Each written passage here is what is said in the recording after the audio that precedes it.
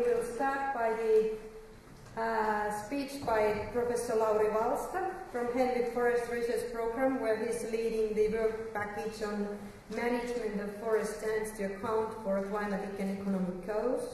He's a professor of business economics of forestry here in our university in the Department of Forest Sciences, and today he's providing us a short introductory speech entitled as From Ecological Models to Cost Estimates, an Introduction. And there is not time for comments after Lauri's speech, but he will be answering to your comments in the panel after in the economic session after the speech. Okay, thank you, Kaisa. Can you hear me? Okay, good. Yes, good afternoon to everybody, and a pleasure to see you all here. I will raise a couple of points in my presentation which may help you to listen to the other presentations later on and understand what's going on. So let's see. Okay, so I'll cover a couple of basic economic problems and talk a little bit about the price of carbon, how to look at that or determine that, and then about the link between radiative forcing and carbon, and then a little bit of the situation in forestry in terms of carbon values, and see a couple of approaches for analysis. So basically, the economic problem of climate change relates to the problem of externalities. And externalities are sort of phenomena where the normal market mechanism doesn't provide the true value of some product or activity for the society.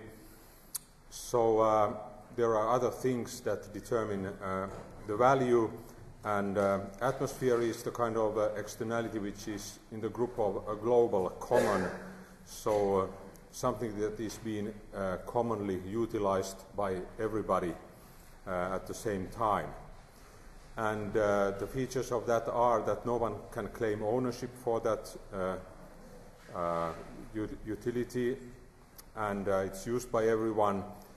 And so in this case, the use of that atmosphere can generate costs to other users of the atmosphere, and the market mechanism can't apply to this atmosphere as a resource. In terms of this and other economic problems, we have two main features are the efficiency and the equity. So basically the humankind would like to manage a resource in an efficient way, so that from the resources that we have we could produce the greatest benefit for all humans, and that is often done through the market mechanism, but clearly in this case, when the market mechanism doesn't work for the climate change issue, the efficiency may not be achieved through the market mechanism. There is also the equity goal in economics and in the societies. And in the climate change issue, it's very much an intergenerational equity question. So does the present generation use this common resource in a way that it is unfair for the future generations? Okay. Here we have a picture which you have probably seen, the carbon price on the European Energy Exchange. So this is the price for 1 ton of carbon being able to emit to the atmosphere, so-called allowance price, and that has had some values. However, this is not really the price that, from the social point of view, we are interested in carbon.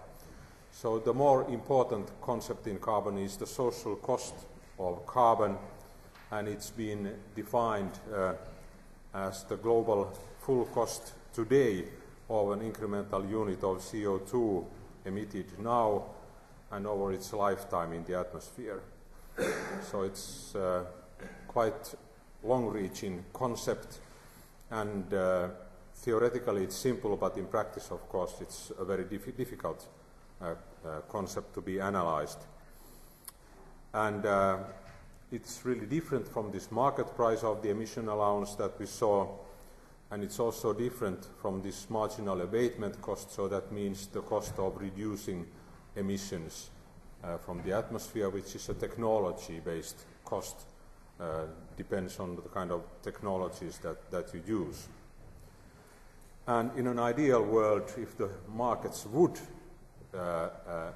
function for climate change, these prices would be equal, but because we don't have the real market mechanism, they aren't equal. And moreover, the social cost of carbon is not constant, it varies over time, and it depends on the emission path.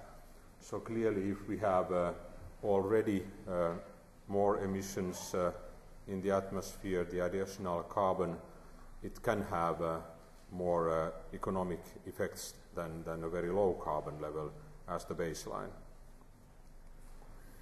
Here we have a picture about how the social cost of carbon changes when the atmospheric concentration changes.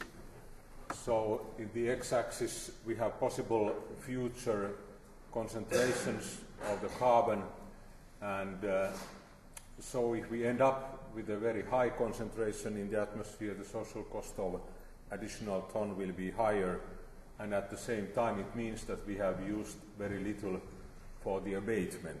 So the marginal abatement cost is very low in this situation, and they actually cross here, and that is an interesting cross point from the policy point of view, but we are not going to discuss it more. Then there exists a shadow price for carbon, but I will skip that. Basically it's something that is related to the social cost, but it's one chosen price for the social cost of carbon. Okay, then from carbon to radiative forcing, we actually can have some relation with those. We know that that the natural greenhouse effect is approximately 150 watts per square meter, so that's the additional warming that the greenhouse effect provides. And we can also compute what would be the additional warming from one additional ton of CO2 in the atmosphere, and you have the figures there. So how big is the forest's role in terms of these figures? So for example, if we would release all of the carbon in Finland's trees, that's approximately 750 million tons of carbon, it would increase this forcing by 5,000 of watts per every square meter of the globe. So it doesn't look very much compared to this 150, which is the total greenhouse effect. And if we would release all of the boreal biomass, which is much higher, then we would already get 100 times more reaction, so this half a watt per square meter, and that already starts to be a thing that could have a very big impact in the long term. So you can realize that the warming forcing, when it's repeated every year, it creates changes in the vegetation and all the biosphere over its lifetime. So how about then the carbon prices related to wood prices? It's important because we have a global search in a way for the least cost mitigation. As you have seen in other studies, the humankind's sort of quest to stop global warming is a huge task, and in very many sectors of the society we need lots of changes.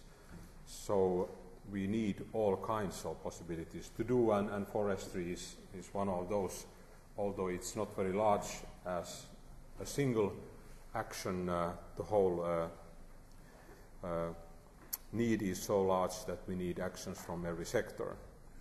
Okay, so for the prices, you see here the prices for pulpwood and sawlogs, the pulpwood in forest and at the mill. So pulpwood is the one that you use for making pulp and paper, and it has those prices, 16 euros per cubic meter or 38 at the mill. And a typical carbon dioxide price that is being used in the analysis could be 20 euros per ton of CO2, and if you then transform that based on the carbon content of 1 cubic meter of wood, you get about 14 euros per cubic meter. And then if you account for the whole biomass, not just the stem but also the branches and roots of the tree, then you come up with about 22 euros for each cubic meter. So you see that even this rather low carbon value, which is often used, is in a way in the same range of the commercial value of wood.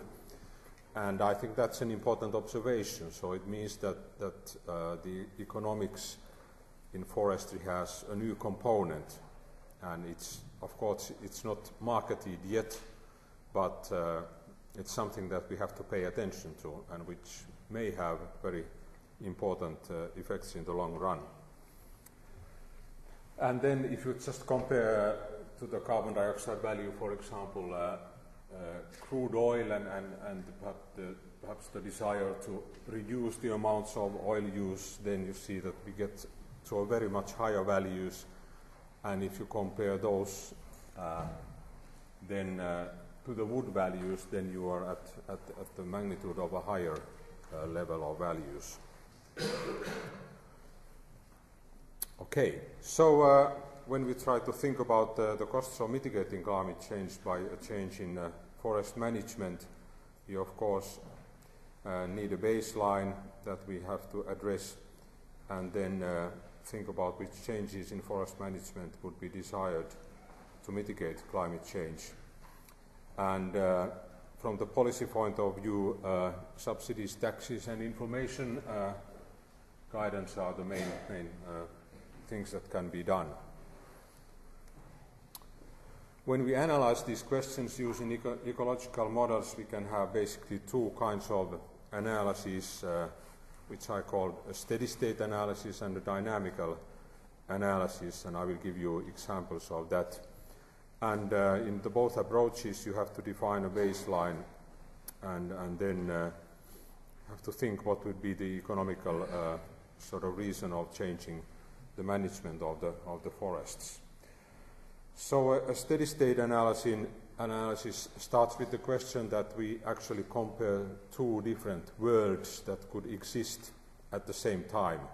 So it could be a global analysis or a small scale analysis, but anyway you have two different alternative existences that you want to compare, and then they can have different carbon dioxide effects and albedo effects, for example, and then you sum up those and compare the two situations, and then if there is a positive, in a way, a reduction in the radiative balance, then you say that the other option is the better one.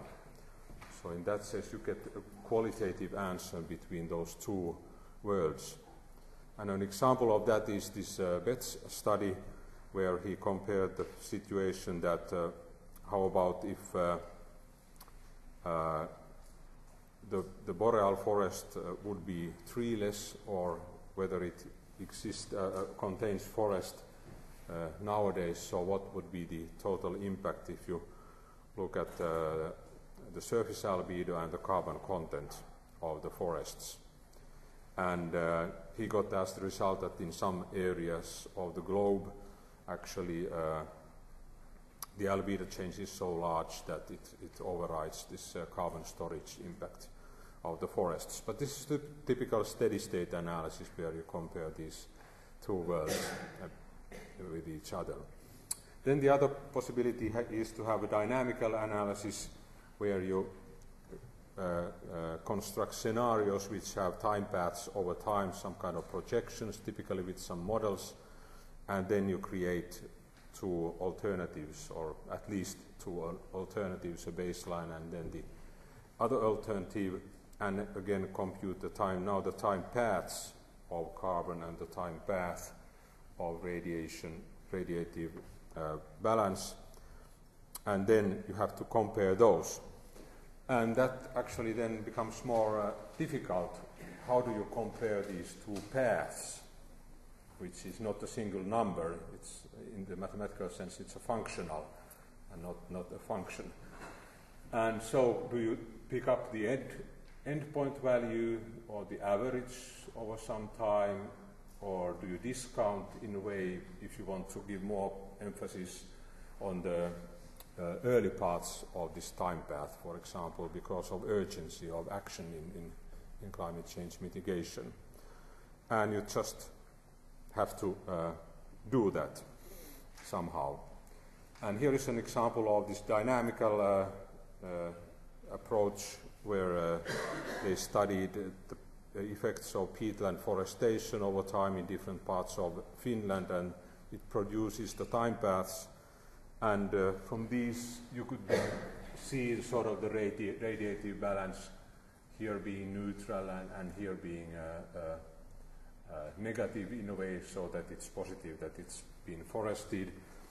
And so again, is it the average of that time path or the endpoint value, or what is your criterion for choosing?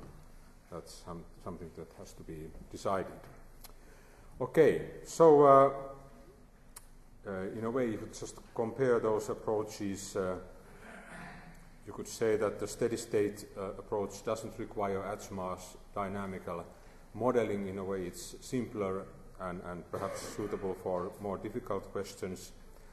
And you can get sort of annual cost values, for example, through that. And but the answers, in a way, are more qualitative from the policy point of view. This is better than this, but by how much is not very clear. And the dynamical approach can provide more exact values if you discount the values then from the future. Okay, we can say that the forest policy, because of these changes in the values that we have in the forest, will be affected by climate policy in the future. And the carbon storage in forest competes with possibilities to avoid emissions due to wood product and wood energy use, as we have seen already in the previous analysis. And you have to remember that the kind of study restricts the kinds of conclusions that you can get from the particular kind of analysis that you are doing. Okay, thank you.